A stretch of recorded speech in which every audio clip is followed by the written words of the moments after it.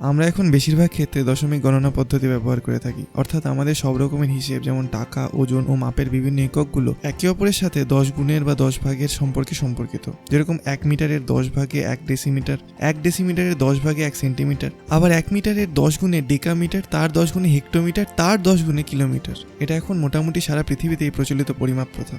1783 খ্রিস্টাব্দে ফরাসি বিপ্লবের সময় ফরাসিরা এই এককগুলো চালু করলেও সিন্ধু নদের তীরে গড়ে ওঠা সভ্যতায় ওজন পরিমাপের ক্ষেত্রে 20-এর 1 ভাগ, 10-এর 1 ভাগ, 10, 20 এরকম সংখ্যার ব্যবহার দেখা যায়। তবে তাদের একক কি নামে প্রচলিত ছিল সেটা আমাদের জানা নেই। মিশরের হাইরোগ্লিফিক্সে এরকম 10-এর ভাগে হিসেব দেখা গেছে। মনে করা হয় মানুষের 2 হাতে 10 আঙুলে হিসেব করে গণার সুবিধের জন্য প্রথম এইভাবে কোনো পূর্ণ সংখ্যা বা ভগ্নাংশকে প্রকাশ করার কথা ভাবা হয়।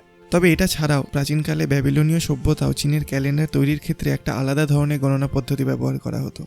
আমরা যদি আমাদের একটা হাতের বুড়ো আঙুল বাদ দিয়ে বাকি 4টে আঙুলের ছোট হাড়গুলোকে গুনি, তাহলে আমরা একটা হাতে 12 পর্যন্ত গুনতে পারবো। আর প্রাচীন ব্যাবিলনে অনেকটা এইভাবেই গোনা হতো। কিছু কিছু সভ্যতায় কোনো কিছুর হিসেবের ক্ষেত্রে দেখা যায় 1, তারপর 10, 60, 600, 3600, 36,000, 2,16,000 এরকম করে চলতে থাকে। অর্থাৎ এখানে কিছু কিছু ক্ষেত্রে দ্বিতীয়টা প্রথমটার 10 গুণ, আবার কিছু জায়গায় দ্বিতীয়টা প্রথমটার 60 গুণ। আর যেসব গণনা পদ্ধতিতে একটা একক অন্যটার সাথে 60 গুণ বা 60 ভাগের সম্পর্কে সম্পর্কিত, সেই পদ্ধতিকে ষষ্ঠিক পদ্ধতি বলা হয়। আমরা একটু ভাবলে এখন এই পদ্ধতিতে ব্যবহার করা হয় এমন একটা এককের উদাহরণ দিতে পারবো, যেখানে একটা একক অন্যটা 60 গুণ বা 60 ভাগ।